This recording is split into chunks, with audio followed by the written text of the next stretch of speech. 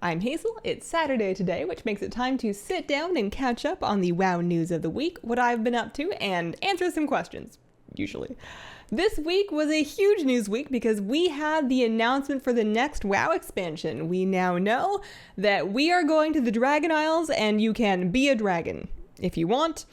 And if you don't want, you will probably still be viewing dragons, riding dragons, talking to some dragons, grinding rep with some dragons, and gardening with some dragons. In this news video, I want to kind of recap and round up the most big and central news reveals of the next WoW expansion that came from the announcement, as well as the following interviews. So the big headline of Dragonflight is a new playable race and class that are mutually exclusive. The Venn diagram of who can be a Dracthyr and an Evoker is a circle. Only Dracthyr can be Evokers and only Evokers can be Dracthyr. The new class has one ranged and one healing spec. No melee, no tanks, just the two specs. And they're going to use dragon magic to attack their foes in the devastation spec and then heal their foes in the preservation spec. The race has a highly customizable visage human form that they can use outside of combat, much like Worgen have their human form, and then inside of combat you're going to be in this Dracthyr, more lizard-like dragon form. There are more customization options that they have not shown us yet for these that will let you customize kind of the shape of your Dracthyr a bit more, so don't be too aghast if this is not exactly what you're looking for. We don't have a ton of details over how the Evokers are actually going to play yet, although we do know there is a new charge mechanic where you can hold down the spell key to trigger different effects depending on how long you've held it down, so perhaps hitting more targets or just charging up a larger spell blast for holding down the key for longer. The things we've seen so far look pretty neat. I know all of my friends have been scrambling to reserve their dragon pun-based names, and the only thing that's really bothering me about Dracthyr right now is that for some reason and this doesn't matter, but it's weird to me that it's spelled with a C. It's D-R-A-C-T-H-Y-R, Dracthyr. And I kind of figured it would be spelled with a K. I don't know why. I know the word draconic includes C's, so I guess this makes sense. But the word drake is also dragon related and duck related. And the word drake includes a K. And whenever I see Dracthyr with that C-T-H-Y combo, it just makes me think of Ichthyopterius or aquarium ick. It's like a white spot disease that fish can... Never mind. Let me know in the comments if you either agree with me or if there's like some really obvious reason why they wouldn't name them Dracthyr with a K, like maybe that's already a thing in WoW. I didn't Google this, I'm sorry. Another big headline from the Dragonflight expansion announcement is that professions are getting some significant stuff added onto them, quite a bit more depth going on. You're going to have gear slots for profession-specific gear. You're going to have more detailed specialization within your professions. What they've promised us is more opportunity to distinguish yourself as a very specific crafter in your server that people will go to for specific things. Speaking of going to people, there are also craft orders coming where you, as somebody that would like to have something crafted, can put up the mats and a commission and a cute little note, and then put up a craft order that a crafter can then see, peruse, and then fill with their profession. And those craft orders, you can put up your own mats, including soulbound mats that you might have farmed out of a dungeon or a raid. And this is wonderful for me because I don't have too many crafting professions and I am wildly too shy to ask even my own friends to craft things for me. So being able to post a work order, have it be either public or you can also have them like guild craft orders and then allow people to fill it at their own leisure nicely and neatly sidesteps my lifelong fear that I might bother people or like interrupt them or something. There's also crafting tables that will be found in the main city of Veldraken that you can use in professions and that you might have to use in professions. I'm looking forward to that. And speaking of Veldraken and crafting, there will be a proper auction house in Veldraken, which is both great for people that don't have Brutosaurs and also kind of feels like they've accepted that people have Brutosaurs and that the ship for people going back to Stormwind and Orgrimmar to post auctions has kind of sailed by now. The new expansion continent, the Dragon Isles, consists of 4 endgame zones as well as a new starter zone for the Dracthyr, and it sounds big. They've talked up a big game about how it has these wide expanses, how not everything has to be filled with like a world quest area, and that it feels more organic and more living.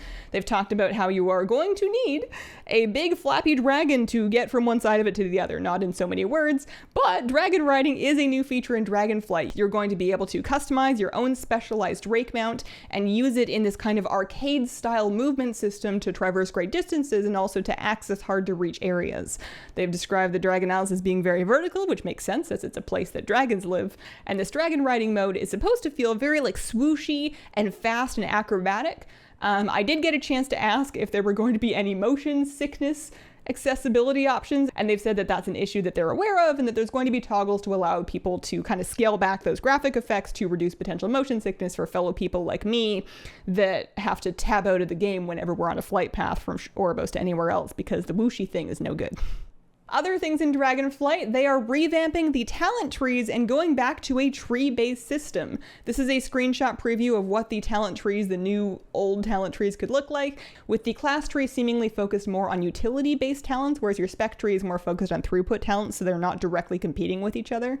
This one took me completely off guard. I did not expect them to go attack the talent trees of all of the specs in the game with this level of depth and detail to like construct something like this from the ground up, but it feels like a really good move for the game, and they're going to let you save talent loadouts, so you can like customize and save your loadout for Mythic Plus or for Raid or for like, you know, single target versus AoE, and then change them really easily in the field. Coming from today's land, where I have to double check my Covenant and my Soulbind and my Conduits and my Legendaries, not so much my Legendaries, but also my Talents, and make sure my correct gear is on. There's many things to check before you like step into a piece of content right now, and it sounds like a lot of those things are either not a part of Dragonflight or much easier to switch around. That is, you know, talent loadouts being saved and all of the rest of the stuff not being a thing. They did talk about borrowed power being scaled back in this expansion, and how you are going to have things like tier sets, and you're going to have things like these new talents, and they're going to be able to like add on to the talent trees in future expansions as a way of adding on new things for your class to use and play with. However, there's, you know, we're not like powering up a Heart of Azeroth or building up artifact weapons or like empowering soulbind trees anymore. It's going to be much more of kind of a back to basics, return to the roots expansion for WoW that leaves you with time to actually do the things that you logged on to WoW to do. Speaking of back to basics, they are redoing the base UI of the game in Dragonflight. It looks much cleaner and much more modern. They're also allowing you to both move and resize any of those elements right in native WoW without needing any add-ons. So if you've got like a ultra wide monitor, you've got a really big screen, you just want to move things, and you don't want to have to download an add-on in order to do that, that's all coming in Dragonflight, and I think all of this is going to help modernize the game to make it easier to get into for new players. Most of those things were in the actual announcement. There are a couple more bombshells that were dropped in the subsequent interviews. One of them being that gray and white quality items are going to be transmoggable either with or before Dragonflight, so possibly even earlier, which will greatly expand the range of simple transmogs that you can wear. I don't know about you, but I have not been keeping any of this, but I'm going to just not worry about it and assume that I'm going to get grays again later and learn them then, because I'm not turning off my auto vendor. Are you guys turning off your auto vendor? We also had an early look at the concept art for the first tier set of Dragonflight. This is what they look like. This is the Primalist sets. And like the Sepulchre of the first one's tier sets, the theme here seems to be largely raid identity based and a little bit less class identity based. And I only say that because I had a tough time at first picking out which one was which at glance. But that was also true of the Sepulchre tier sets, and now that I've had some time to play with them, I really like the visuals of the Sepulchre tier sets. I think they're awesome. In Dragonflight Mythic Plus, we now know that the Mythic Plus dungeon selection will rotate and be a combination of new and old dungeons, which allows you to learn different keys from season to season. You're farming different loot from season to season. You're not just getting your same IQD, your same changeling trinket over and over and over again.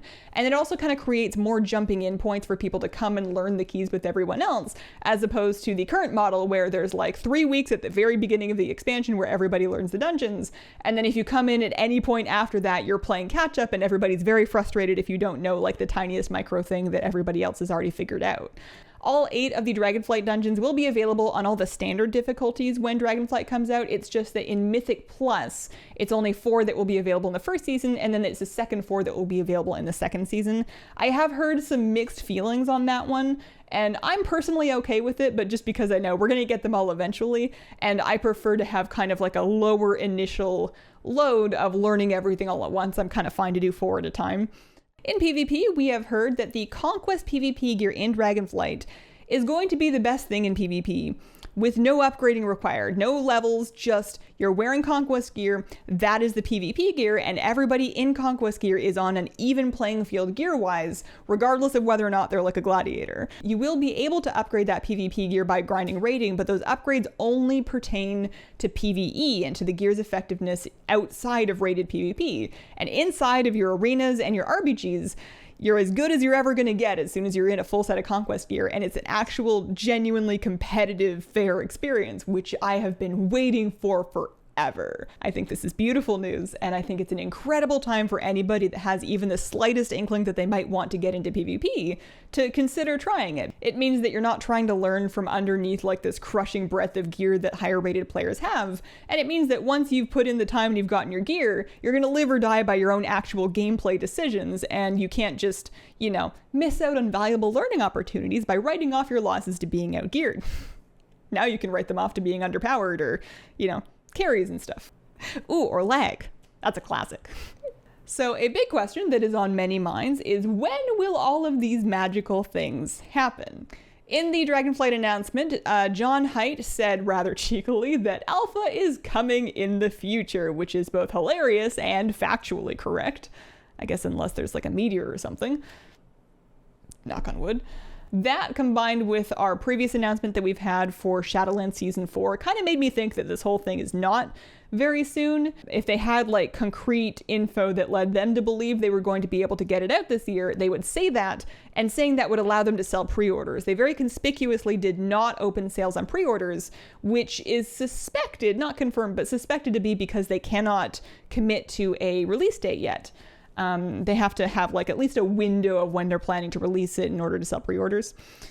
So those things make me think it's not going to be soon. However, there is already an encrypted build on the WoW dev server, which could mean that alpha at the very least could be starting sooner than we think. And development for all of this may be farther along than one might assume. So the answer to when will Dragonflight come out is nobody really knows. We can all guess, but I don't even think that the dev team knows. You just gotta buckle up and settle in, and it'll happen when it happens. Out of all of this, I personally am most excited for the profession overhaul and then for the new talents. Dragonflight really sounds like an expansion that has time for the player to enjoy the things that they really want to do.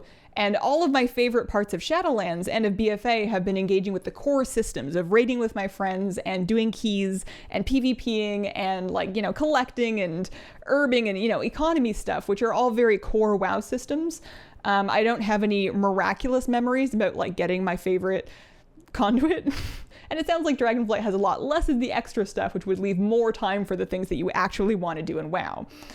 And then in my life this week, I got to interview Mr. Ian Hazakostas as part of the Dragonflight round of interviews. That video is available on my YouTube channel if you want to catch up on it. It was an awesome opportunity. I was incredibly nervous, and I am very relieved and flattered by all of the feedback of people telling me that they liked it. So thank you very much. That's very kind. And then in WoW, I did not make any raid progress this week. We are still working on Heroic Ragalan. However, I have been having a ton of fun healing in a raid with all of my newfound juice from having scoured my logs. And then the weather here in Victoria got really nice and sunny and beautiful and breezy and just awesome spring weather. So I went and bought a bunch of plants and planters and stuff and did some container gardening. And then in questions for this week, I got a bunch of questions asking for more info or a video about how I went about comparing logs. I will do that as its own video, or at least I'd like to, after I'm finished the last two wildly late raid guides. I do still plan to finish those. The short version of it though, until I get to that, because let's face it, I'm not very punctual when it comes to videos, is that you want to look for players of your spec on a given fight that have similar item level to you and have a similar fight length to you. Those are the two key things, because if their fight is like wildly shorter or longer, then their logs might not mean much to you. But find someone with similar gear and a similar fight length, but like a much higher throughput, and then kind of try to spot the differences in their spell use, in their secondary stats, their talents, things like that. That's like the basics of what I did. And I went from struggling to break kind of 10 to 12k to doing like 18 to 22. You know, mind you, on the right fight with the correct amount of disaster, but still. And that was just from fixing my talents and my enchants and my spell use to kind of more closely reflect what I was seeing on most of those logs.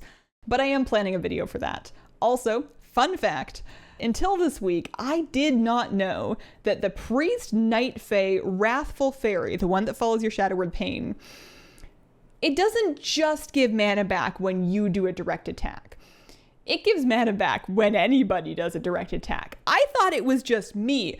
I, like a fool, have been Shadowward Paining my Wrathful Fairy onto something and then going, okay, this is my time, and then PIing myself and then spamming Smite. I'm starting to see why my logs were bad. I was spamming Smite to try to get my own mana back because I didn't know that other people's attacks also count. You just find a target everybody else is hitting, chuck that fairy out there, and go back about your day. We learn things every day. That was my hard lesson of the week. And that has been my week. Thank you for watching. Any questions for the news video, pop them in the comments and include the word question to help me find it. Appreciate you guys, and I hope you have a wonderful, wonderful day. Bye.